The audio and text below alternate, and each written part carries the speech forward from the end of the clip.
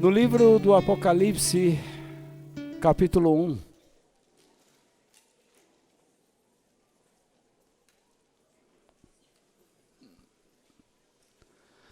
Apocalipse, capítulo 1, versículo 18.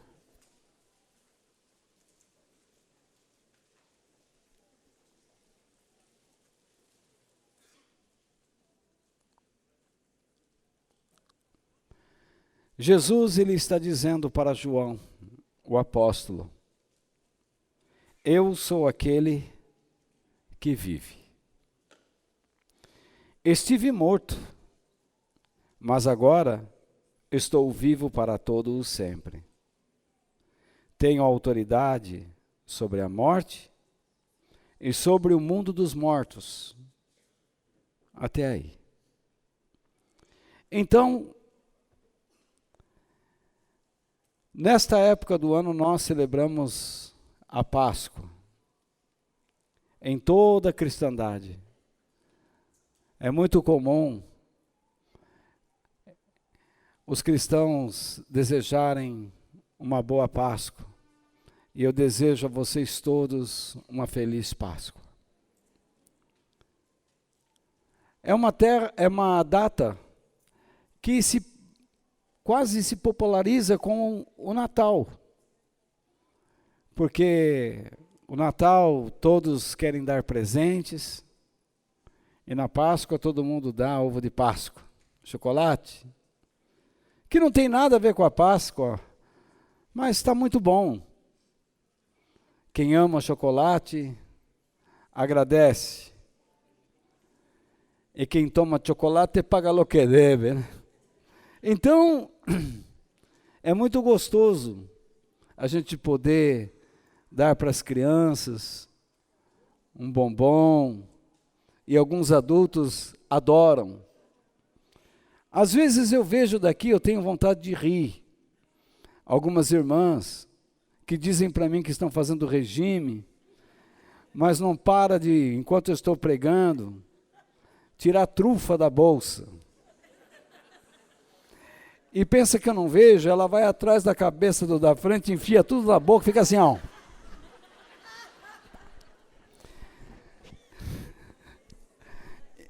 Eu vejo tudo daqui. Aí depois diz assim, ai, olha, eu estou fazendo um regime, sei. A Páscoa, ela teve sua origem lá no Velho Testamento, lá quando o povo de Deus estava no Egito. Vocês se lembram da história, Deus levantou Moisés, porque aquele povo estava como escravo no Egito por 400 anos. E então, Moisés foi, a mandado de Deus, preparou, o faraó endureceu o coração, e na 10ª praga, como ele estava muito duro, Deus pediu que Moisés e Arão falassem ao faraó que o primogênito, o primeiro filho da casa, seria morto. E ele deu um conselho para o povo de Israel, para que não acontecesse a morte dentro da casa dos filhos de Deus. Que eles pintassem os umbrais ou soleiras das portas com sangue de um cordeiro, de um carneirinho, que teria que ser morto, um carneiro sem mácula, sem mancha, perfeito, e que eles assassem pães asmos. O que é pão asmo? É um pão sem fermento. Você joga azeite, sal, farinha, mistura tudo, esfrega, sova ele um pouquinho e joga lá numa chapinha, ele fica maciozinho, e eles deveriam comer isso com ervas amargas. Assim era a celebração da Páscoa. Esse era o jantar da Páscoa, que o próprio Jesus, quando instituiu a ceia, estava participando com os seus discípulos. Ele estava comendo o cordeiro, comendo o pão asmo e também as ervas amargas. Quem é o cordeiro? O cordeiro é ele mesmo, que haveria de vir. As ervas amargas falavam do seu sofrimento pela humanidade. Uma pessoa inocente, sem mancha, sem mácula, sofrendo por pessoas que o desejaram tão mal. Foi incompreendido, mas mesmo assim foi valente, fiel aos propósitos de Deus na sua vida e morreu numa cruz, oferecendo a si mesmo como o pão da vida, que mata, que sacia a fome de cada um ou daquele que tem fome e sede de Deus. Então, assim Moisés instituiu a Páscoa. A palavra Páscoa, no hebraico, tem a ideia de passagem, mas não é só uma passagem, é passar por cima. A ideia é essa, passar por cima. Porque naquele dia, o anjo da morte passaria por toda a terra do Egito, e onde não existisse o sangue na soleira da porta, ele entraria e o primeiro filho daquela família morreria. Logicamente, os filhos de Deus passaram o sangue e o anjo da morte passou por cima. Por isso que Jesus, depois de ter ceado com os discípulos, de ter participado do jantar da Páscoa, ele instituiu a ceia. Porque a Páscoa, ela tem um significado para nós, mas não como a dos judeus. A nossa Páscoa, ela se dá todos os domingos. Porque a sexta-feira para nós, a sexta-feira da Paixão, não é o dia mais importante. Mas o dia mais importante para o cristianismo é o domingo. Porque foi no domingo que Jesus ressuscitou. Foi no domingo que os elementos que ele deu aos discípulos, o pão e o vinho, foram totalmente compreendidos. E a partir dali, então, Jesus ressuscitado, ele que fora perseguido em vida, agora também seria perseguido, mesmo em corpo glorificado. A perseguição na igreja foi sempre constante. Basta dizer que já no primeiro século, nós tínhamos pessoas dentro da igreja com espírito dominador. O que não falta hoje. Eles eram chamados de nicolaítas. Eles queriam dominar as pessoas. Nós temos muitas pessoas que querem dominar, manipular gente. Em vez de ensinar as pessoas a pensarem, eles querem dominar. Nós tínhamos também um outro grupo chamado de ebionitas ou judaizantes. Eles diziam que Jesus não era Deus, que ele não havia ressuscitado coisa nenhuma. E que se você quisesse servir a Deus, você tinha que ser circuncidado, você tinha que cumprir todas as leis do Velho Testamento. E Jesus ensinou que isso não se deveria fazer. Nós tivemos dentro da igreja também pessoas que diziam que possuíam todo o conhecimento, que eles tinham mais conhecimento do que Jesus, que aquilo que Jesus ensinou não era toda a verdade. Eles trouxeram toda a verdade.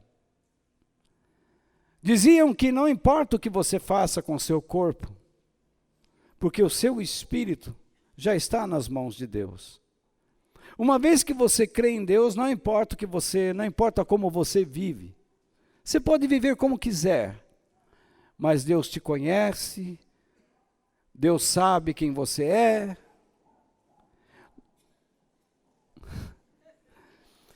Vocês não ouvem pessoas falando assim também? Deus me conhece. Mas se você não demonstra compromisso, como que Deus te conhece? Ele te conhece porque Ele é onisciente, mas você não conhece a Ele. Porque se você o conhecesse, você viveria com respeito a Ele, com compromisso a Ele. Como é que alguém pode dizer que o que Jesus ensinou não foi toda a verdade, se Ele nos trouxe o Evangelho completo? Ele disse, eu vim para que tenham vida e tenham vida completa. Não é isso?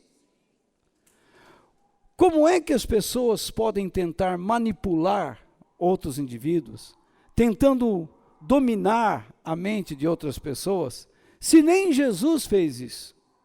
Ele deu liberdade às pessoas para escolherem, para decidirem.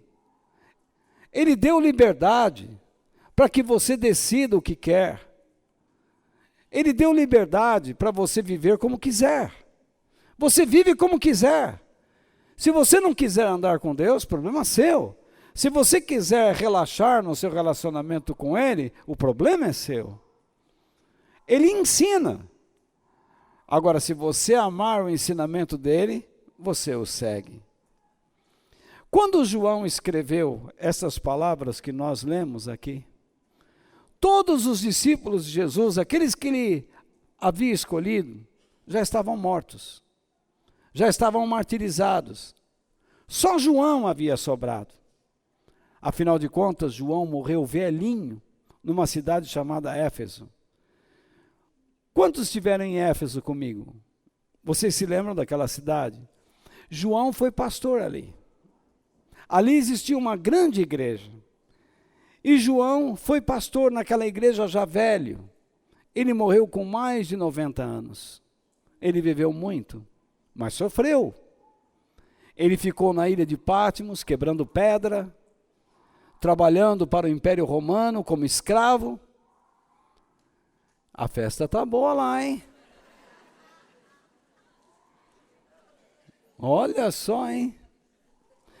Então, ele, depois, libertado, foi para Éfeso e lá ele pastoreou. Ele morreu velhinho. E ele foi perseguido. Os outros apóstolos foram perseguidos. Os cristãos estavam sendo perseguidos. Mas por que se persegue tanto o cristianismo? Por que existe tanta vontade de dizer que Jesus é uma farsa, que ele tentou namorar com Maria Madalena, que Maria Madalena foi a esposa dele, que Jesus enchia a cara, que Jesus era um beberrão, que ele não ressuscitou coisa nenhuma?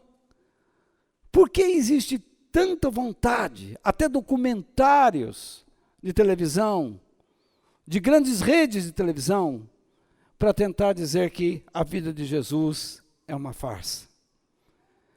O motivo é simples, ele vive. Ele está vivo. Ele está vivo.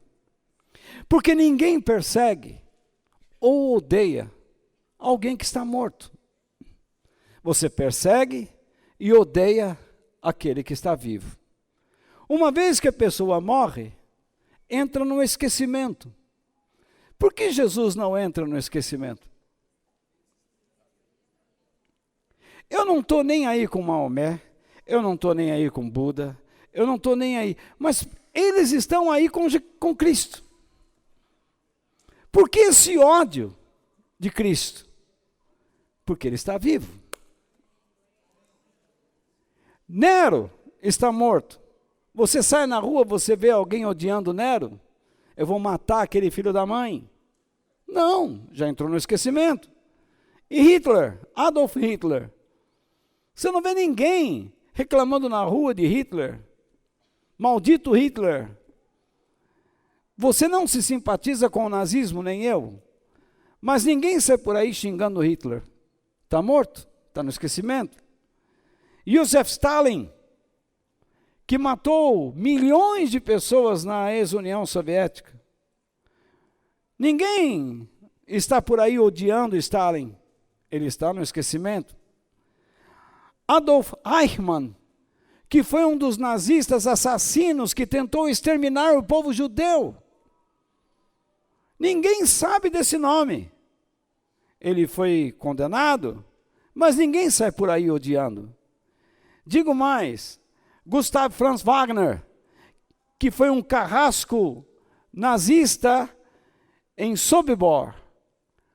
Ninguém sai por aí odiando Wagner.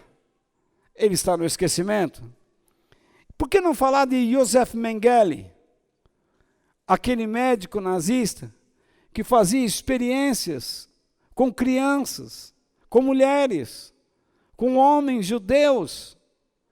Ele tirava partes do corpo, tentava colocar em animais, parte de animais nas pessoas. Tentava tirar o olho e fazia uma coisa terrível. Mas ninguém fala nada dele. Ninguém fala. Ninguém fala nada de Mao Tse-tung, que foi praticamente o dono da China, que matou, diz que matou mais de 70 milhões de chineses. 70 milhões. Ninguém fala nada. Está no esquecimento. Ernesto Che Guevara. Ninguém fala dele. Ninguém odeia o Che Guevara. De vez em quando ele aparece na boca dos seus filhotes, tipo Maduro, Hugo Chávez, Fidel Castro. Pessoas que se simpatizam por essas pessoas deveriam morar lá, para ver o quanto que é gostoso. Porque é muito fácil falar que nós queremos Cuba aqui no Brasil. Quem quer Cuba, vá para Cuba.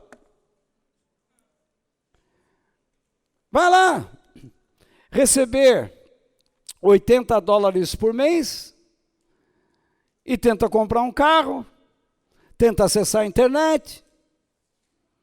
Vai lá viver. Mas ninguém fala de Che Guevara, um camarada que não gostava de tomar banho e era médico. Mas fugia da água, que nem gato. Você imagina o que era conversar com um Che?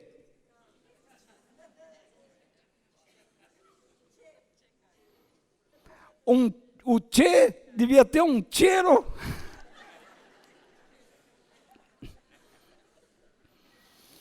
Que cheirito lindo!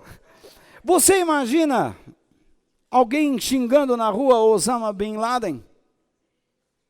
Você já viu aí na rua aí, pessoal passando durante o dia xingando Osama Bin Laden? Não, você não vê. Não existe. Todos morreram e estão no esquecimento. Mas tem um que não está no esquecimento. E o seu nome é Jesus. Onde está?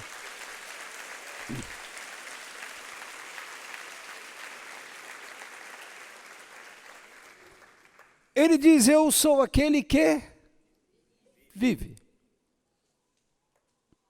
Os ateus, os racionalistas, os iluministas, todos aqueles que participam de alguma filosofia, que rejeitam a fé cristã, odeiam Jesus. até mesmo os pseudo-teólogos, que se dizem cristãos, mas rejeitam a sua divindade. É comum hoje dentro da igreja, a igreja não acreditar plenamente nas palavras de Jesus, principalmente no que se refere ao inferno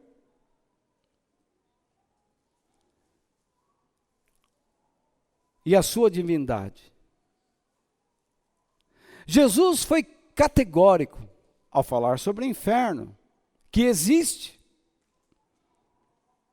que cada um terá que prestar contas a Deus acerca daquilo que está fazendo, nesse período que Deus nos dá a graça de vivermos. E dependendo se somos aprovados ou não, seremos conduzidos ou para a eternidade ao lado de Deus, ou para a eternidade no inferno.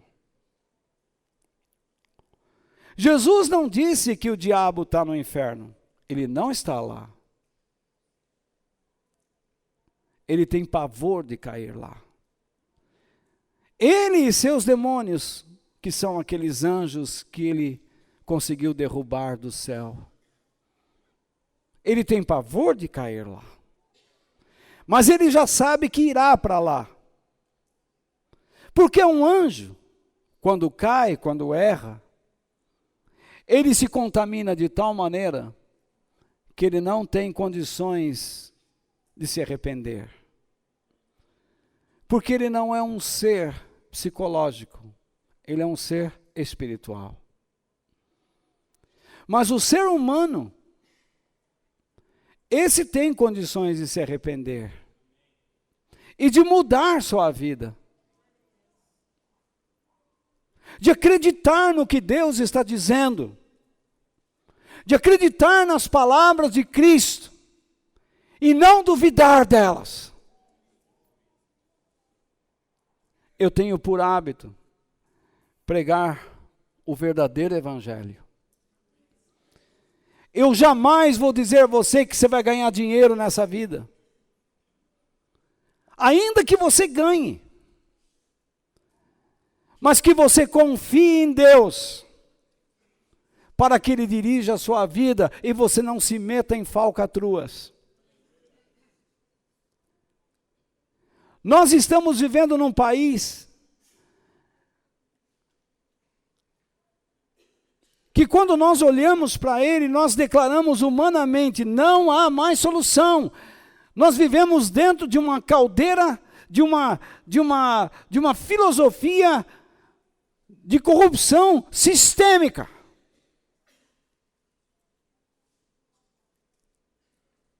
Porque este país não é cristão.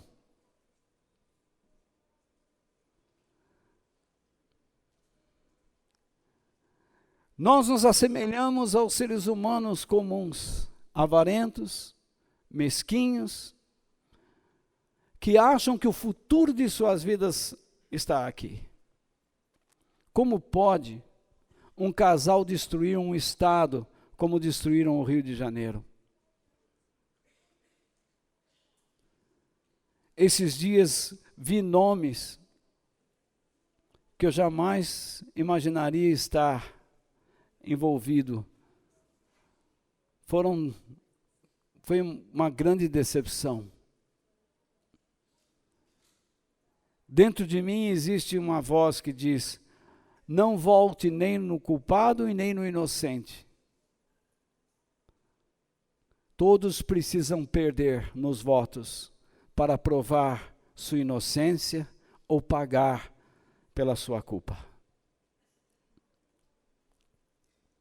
Quem está com o nome nessa Lava Jato não deve receber o voto de nenhum brasileiro.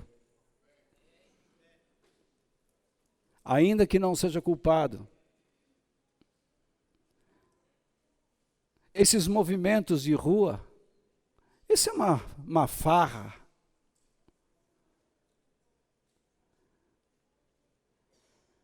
Isso prova uma coisa: o quanto nós estamos mortos.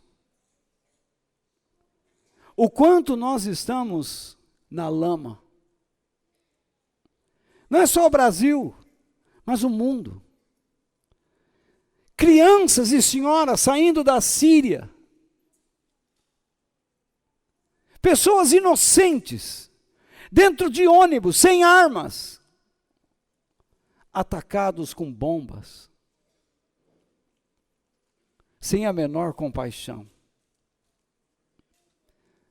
O mundo que nós estamos vivendo está cada vez pior. E a única razão é porque nós estamos rejeitando o amor de Deus em Cristo. Jesus está vivo, sim, mas Ele não está vivo para todo mundo. Há muitas pessoas que estão dentro da igreja, para as quais Ele não está vivo. Ele é apenas uma lembrança de uma vida exemplar. Inclusive para esses pseudo-teólogos. Ele foi um grande homem. É isso que se prega. Mas os grandes homens que passaram neste mundo e que morreram, você pode encontrar seus restos mortais em seus túmulos. Napoleão tem partes dos seus restos mortais no seu túmulo. Abraham Lincoln, George Washington, John Kennedy, Confúcio, João Paulo II, Lutero, Calvino, Getúlio Vargas, Juscelino Kubitschek, Castelo Branco, Tancredo Neves. Nós temos os seus túmulos, e lá estão os seus restos mortais. Mas há um túmulo que não está fechado, que está aberto por séculos, para provar à humanidade que aquele que estava morto lá, ressuscitou no domingo.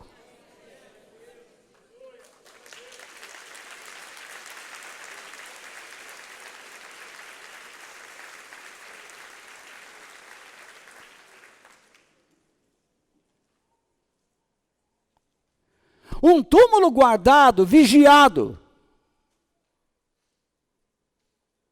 por soldados profissionais.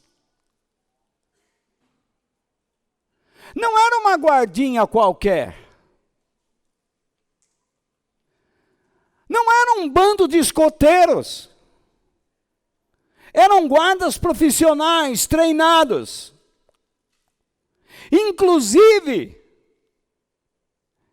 esses guardas tinham uma tremenda responsabilidade porque Jesus representava uma grave ameaça à estabilidade daquela região. Politicamente, Jesus ameaçava Roma, porque os cristãos o chamavam de rei. E os romanos diziam que o único rei é César.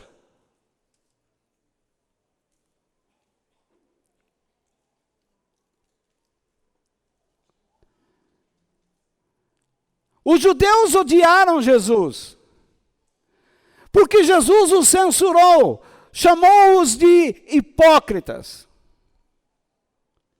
Se Jesus viesse hoje, o que ele falaria da nossa religião? Ele nos chamaria também de hipócritas. Porque nós não estamos servindo como deveríamos. O cristianismo hoje adquiriu o selo nominal. Ser cristão é como se fosse parte de uma sociedade.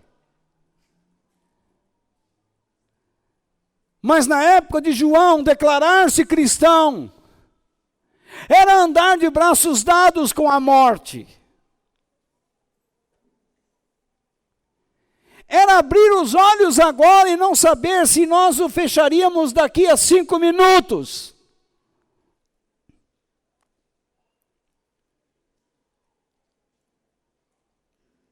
Ser cristão hoje é participar de uma reunião onde aquele líder diz que Deus tem que dar o que você quer. Ele não te chamou, então Ele vai dar o que você quer. Ser cristão hoje é tornar-se Senhor e Deus se tornar nosso subserviente.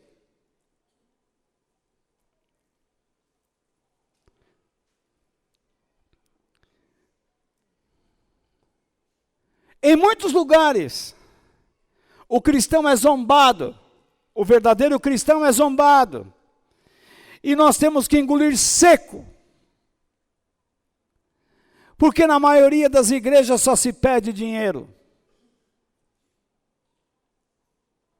Só se engana as pessoas. Promessas falsas. Enchem-se as pessoas com ilusões fantasiosas, com sonhos que Deus nunca deu a eles. Promete-se mundos e fundos. Nós deveríamos clamar, como o profeta clamou, como Oséias clamou: Senhor, aviva a tua obra e torna-a conhecida. Nós deveríamos reviver Cristo em nossas vidas e torná-lo conhecido. Mas ele disse que quando o tempo estivesse no seu fim, as pessoas iriam esfriar na fé. O amor de muitos se esfriaria. A incredulidade seria estampada. A maldade aumentaria em sua porcentagem.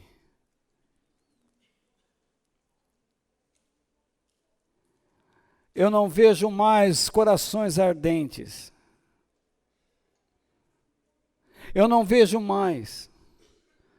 É engraçado que eu ouvi outro dia um pastor dizendo que existe igreja para todo tipo de pessoas. Como é que pode, se só existe uma Bíblia?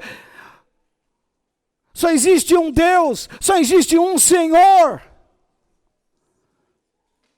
Não pode ter uma igreja para rico, para pobre, para negro, para branco, para japonês, para brasileiro, para quem gosta disto ou daquilo. Só existe um evangelho.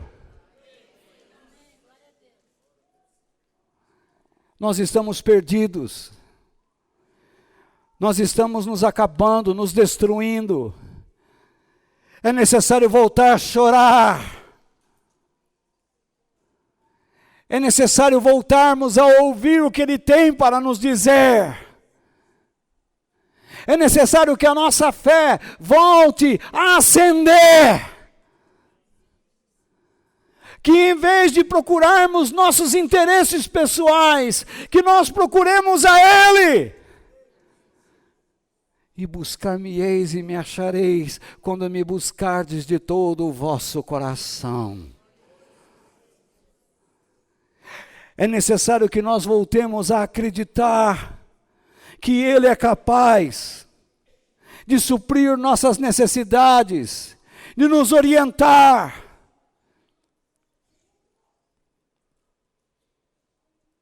De saber que Ele nos dará o pão nosso de cada dia. Alguns aqui estão sofrendo. Mas porque Ele vive, vocês devem suportar o sofrimento. Alguns passaram pela luta e agora estão vivendo na abundância. Mas porque Ele vive, tenham juízo e vivam no temor do Senhor.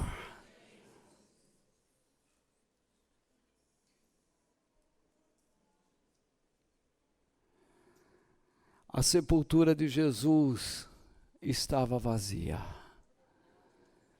e está vazia. Quando aquelas mulheres chegaram lá, elas viram o quê? Panos dobrados. Isso na cultura judaica, sabe o que significa? Aquele que estava aí, voltará.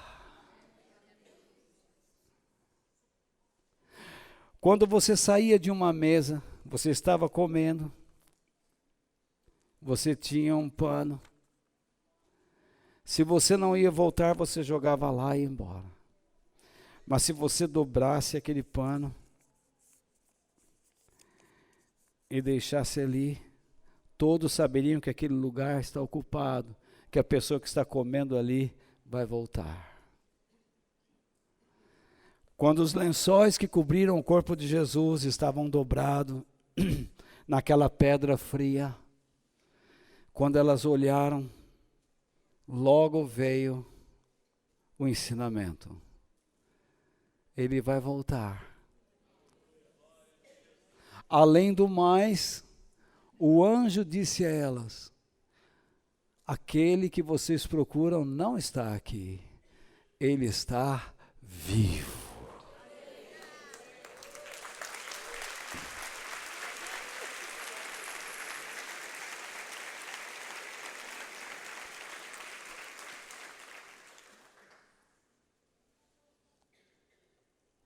Nós não temos nenhum anjo de plantão aqui, mas há anjos aqui. Nós não os vemos, mas aquele que está vivo está aqui, e ele é maior do que todos os anjos, e é a ele que nós prestamos culto. Quando João viu Jesus, ele caiu com medo. E Jesus pôs a mão sobre ele e disse: não tenha medo, João.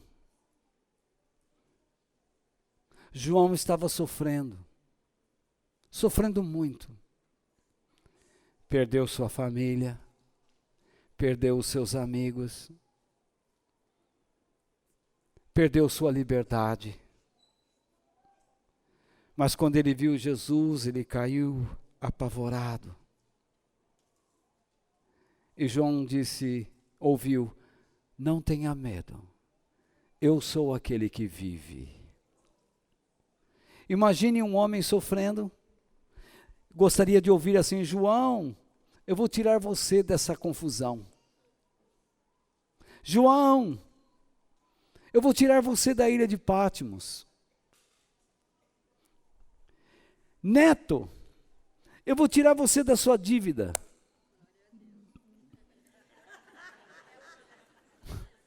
Como nós gostaríamos de ouvir isso, não é? Walter, vou devolver os músculos. Vou te dar um estômago novinho em folha.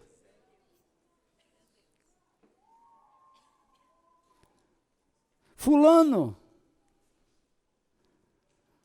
vou te dar a moça mais bonita da face da terra. Mesmo sendo feinha, ela vai te amar.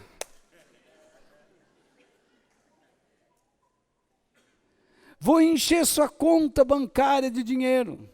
Vou te dar uma casa nova. Você vai fazer muitas viagens. É tudo que nós queremos ouvir.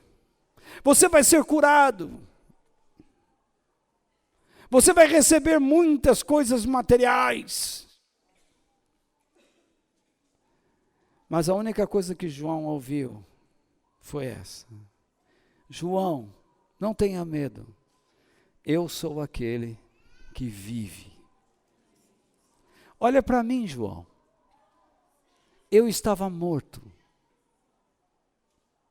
mas voltei a viver. E quer saber mais? Eu nunca mais vou morrer.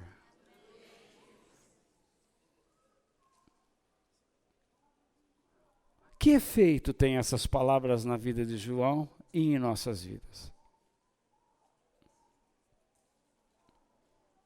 João Não se apoie nas coisas desta terra. Cada um aqui recebe a missão que Deus lhe dá, desde que ele esteja realmente comprometido com Deus. Saiba, João, que você deve continuar firme, porque eu estou vivo, eu sou o teu Senhor. Vocês me viram me matar, você me viu eles me matarem, mas tudo aquilo era plano de Deus. Eu tinha que morrer, me separar do meu corpo, para me revelar àqueles que morreram por mim no Velho Testamento. Eles nunca me viram, mas eu apareci lá. Imagine Daniel.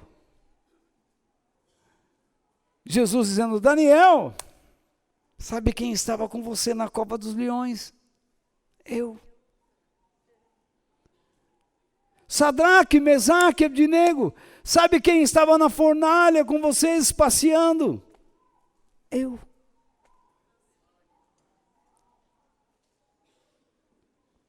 Arão, sabe quem era aquele que abriu o Mar Vermelho?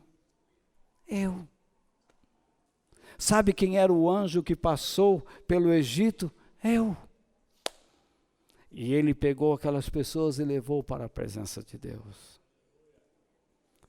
Jesus tinha que morrer para pregar aos mortos, mas ele tinha que ressuscitar para tornar vivo aqueles que pensam estar vivos. Ele ressuscitou, e a partir da sua vida o que aconteceu? Para quem Jesus está vivo? Primeiro, Jesus está vivo dentro daquele que crê nele. Se você está com a sua Bíblia, abra em Gálatas capítulo 2, versículo 20. Gálatas capítulo 2, versículo 20. Quais são as palavras de Paulo? No livro de Gálatas, capítulo 2, versículo 20.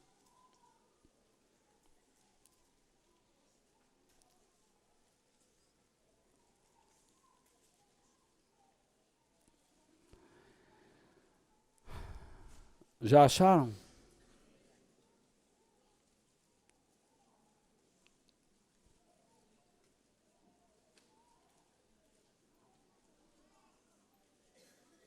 Quem achou, diga amém. Quem não achou, diga: estou indo para a vida. Gálatas está no Novo Testamento. É só você ir no índice e ver o número da página. Que nem um livro, a Bíblia é um livro, viu? Tem um índice aqui, ó.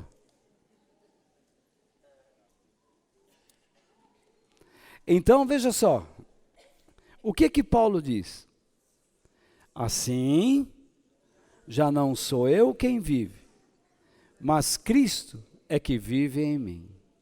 E esta vida que vivo agora, eu a vivo pela fé no Filho de Deus, que me amou e se deu a si mesmo por mim.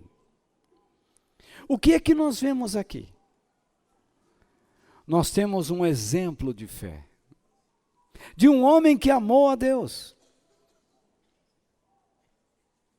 Você acha que o exemplo de Paulo deve ser seguido? Aqui não existe nenhuma promessa. Paulo não está orando aqui.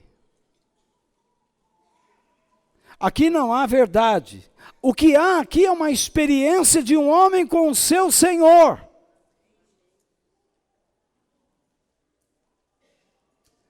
Ele diz: Jesus está vivendo em mim. E eu tenho provas de que Ele está vivendo em mim. Ele está produzindo coisas através da minha vida. Porque a vida que eu estou vivendo agora tem como base o quê? A fidelidade, que é a palavra fé. Que nós substituímos fé por crença. Nós gostamos de dizer a nós mesmos, tenha fé, acredite. Acredite no quê? Que Deus vai te dar o melhor. Mas se nós não estamos vivendo a infidelidade, não adianta nada você acreditar que Deus vai te dar o melhor, porque Ele não vai te dar. Você está vendo que tudo ao seu redor está despencando. E você continua acreditando nisso. Então eu peço que você pare. Que você considere. Porque a palavra fé significa fidelidade, compromisso, obediência.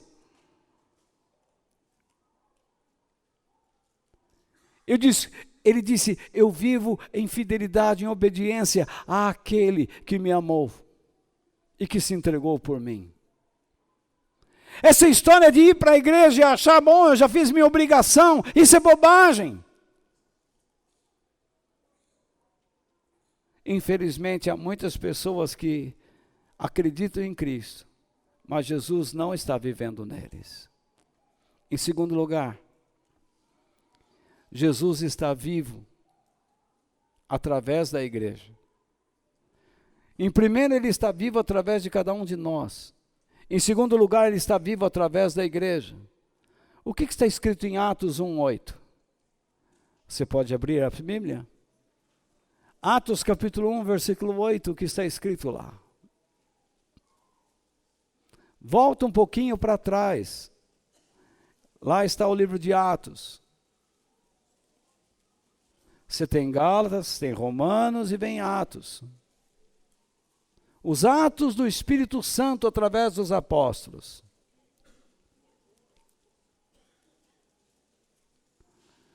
Atos capítulo 1, versículo 8, diz o quê? Porém, vamos esperar um pouquinho que o pessoal está achando ainda. Acharam? Porém, quando o Espírito Santo descer sobre vocês, vocês receberão poder e serão minhas testemunhas em Jerusalém, em toda a Judéia e Samaria e até nos lugares mais distantes da terra. Veja, quem é o Espírito Santo? Quem é o Espírito Santo? Jesus. Ele é o Espírito. Quando Ele entrar em vocês, como Paulo diz, Ele vive em mim. Aqui nós temos uma ideia de como deve ser a igreja.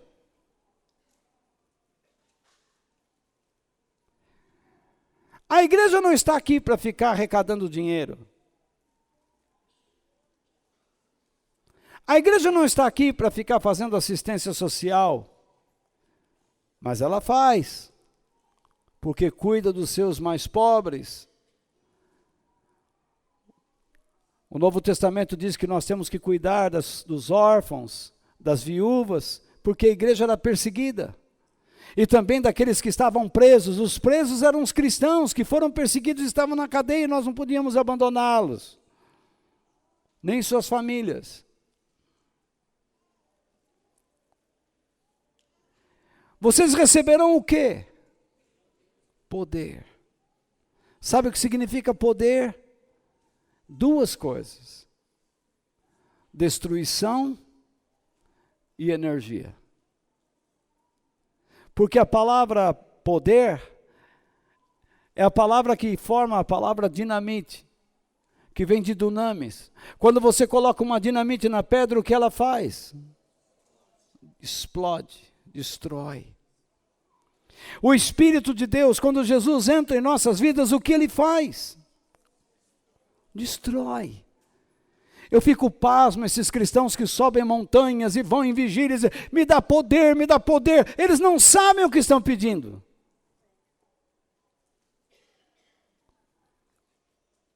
Se a minha vida não começar com uma destruição, eu nunca vou experimentar a vida eterna. Jesus disse: aqueles que querem ser meus seguidores, neguem a si mesmos, tomem sua cruz e sigam-me. Enquanto nós estivermos querendo que as nossas vontades se realizem, nós não somos seguidores de Cristo. Nós somos seguidores de nós mesmos. E não adianta mentir. É necessário confiança. Todo aquele que vai a Cristo, ele é arrebentado no seu egoísmo, no seu orgulho. É quebrado, é desconstruído. Para que a energia de Deus, o poder do Filho, comece a construir um novo caráter. Para que Cristo possa agir. Por isso que a palavra testemunha seria melhor traduzida por mártir. Então, quando vocês receberem o Espírito de Deus, Ele vai desconstruir você e reconstruir, para que vocês sejam considerados mártires, a fim de que vocês falem de mim em todos os cantos do mundo. Como é que Cristo está vivo? Por meio de uma igreja que se organiza, que morre para si mesmo, para falar da sua graça, da sua verdade.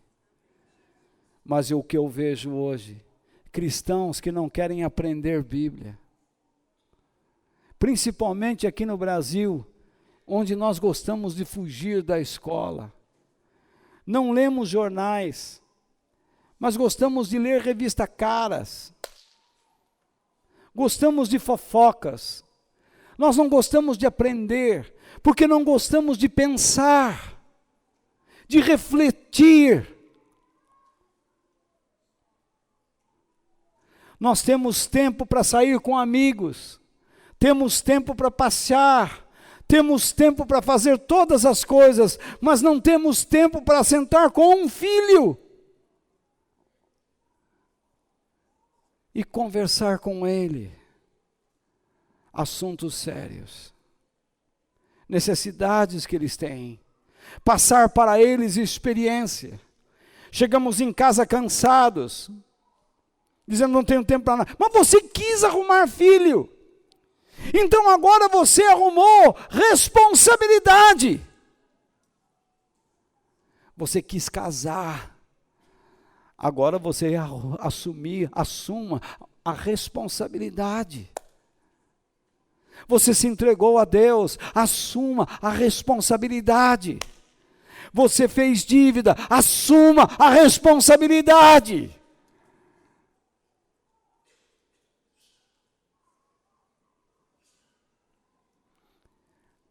Na vida de muitos, Jesus não está vivendo, percebe? Muitas igrejas perderam seu foco. Elas servem como, eu disse há pouco, uma porta para atrair pessoas, para promessas, põem faixas e placas lá fora, dizendo hoje é o dia tal, dia tal, dia tal, como se Deus tivesse que submeter. Hoje é o dia de dar cura, hoje é o dia para abençoar a família, hoje é o dia para expulsar o mal, como se Deus tivesse preso. Ele não é mais senhor desse lugar. Quem determina quem? E o quê? Quem é o barro? Quem é o oleiro?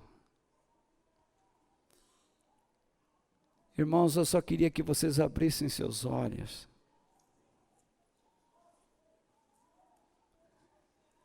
Porque este mundo está tentando enganar vocês.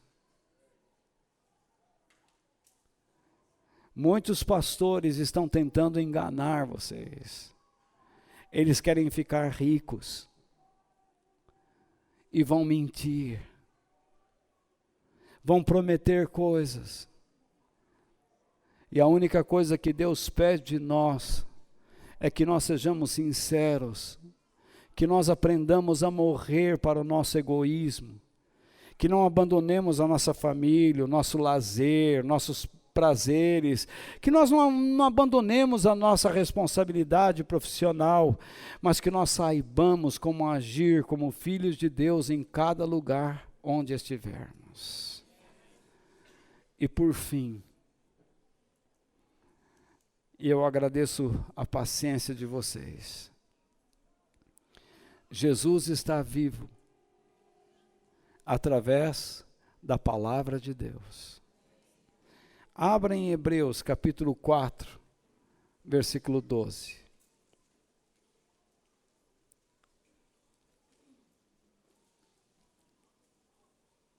Hebreus capítulo 4, verso 12.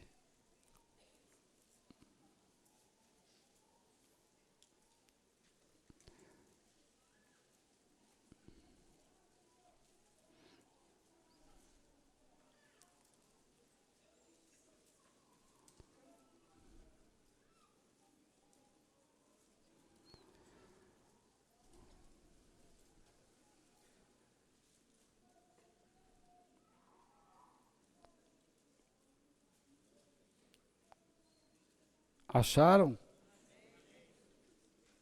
Esse é mais difícil de achar, né?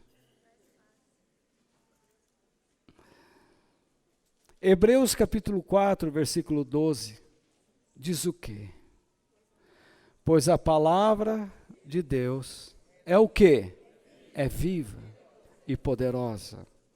Jesus, no Evangelho de João, está escrito que ele é quem? O verbo. A palavra verbo significa palavra de Deus. No princípio era Deus, e Deus era Cristo. No princípio era a palavra, e a palavra era Jesus. Pois a palavra de Deus é viva e poderosa. E ela corta o quê? Mais do que qualquer espada afiada dos dois lados. Esta é a espada romana. Onde ela pega, ela corta. Geralmente uma espada de samurai tem um lado. Ele tem que ter habilidade para virar a espada. As espadas dos gregos e daqueles povos guerreiros não eram de dois gumes. A dos romanos era. Ela vai aonde? Ela vai até o lugar mais fundo da alma. É aquele lugar que nós não queremos que ela vá.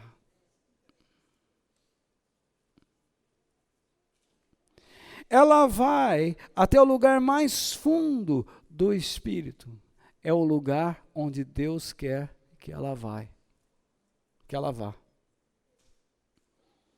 Nós não queremos que a palavra de Deus atinja o fundo de nossa alma e nem o nosso espírito, porque nós não queremos nos converter. Mas todas as vezes que nós paramos diante do verdadeiro evangelho, ele mexe com a gente. Porque ela vai até o íntimo das pessoas e julga o quê? Os desejos e pensamentos dos corações delas. Todas as vezes que nós ouvirmos a palavra de Deus, ela deve julgar os nossos desejos. Por que você quer tanto ganhar dinheiro mais do que amar a Cristo? Por que você quer tanto ser curado amando tão pouco Jesus?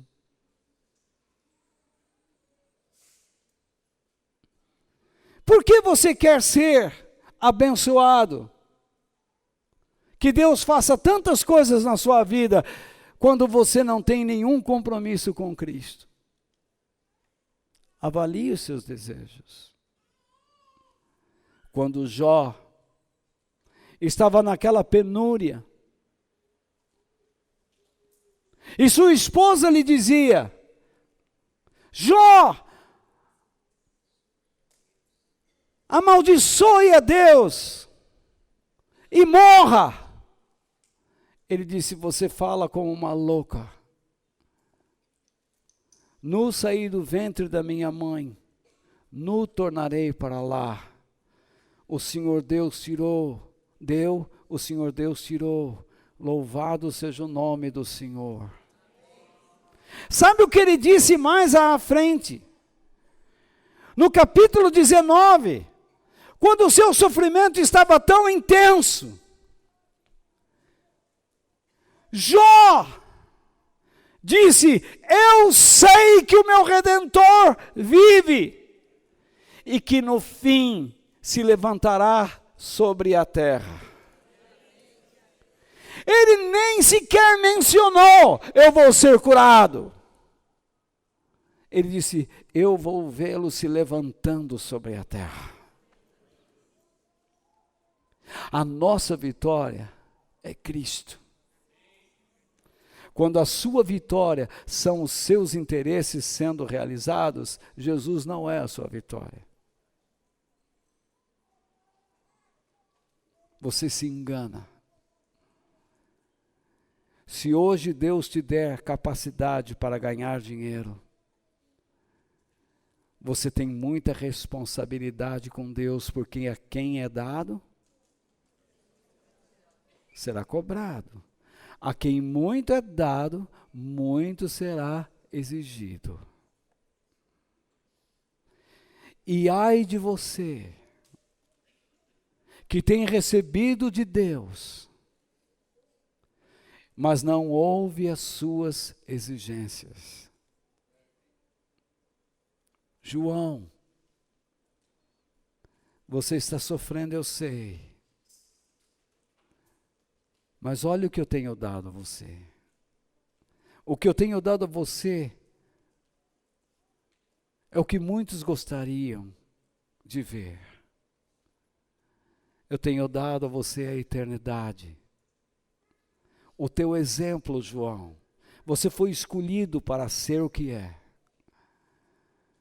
Muitos olharão para você e aprenderão com a sua fé. Serão fortalecidos. Você está passando por uma situação difícil. Não comece a espernear dizendo: me tira, me tira, me liberta, me liberta. Procura a presença de Deus. E saiba que você é uma pessoa chamada por Ele para testemunhar a sua existência na tristeza ou na alegria, na escassez ou na abundância, na saúde ou na doença, porque nós sabemos que o nosso Redentor vive.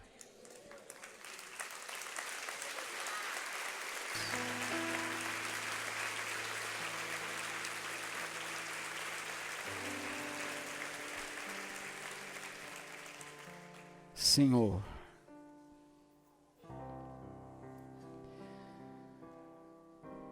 que o Senhor abençoe cada vida que está aqui e aqueles que vão participar deste evento agora.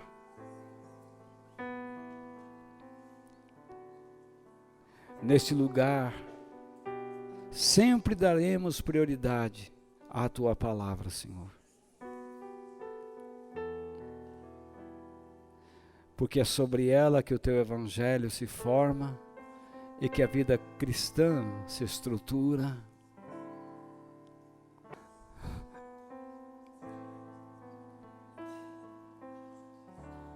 Em nome de Jesus. Amém. Vamos dar sequência.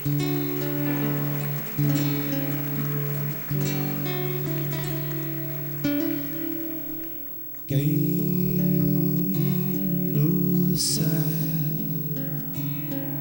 tenho eu além de ti e na terra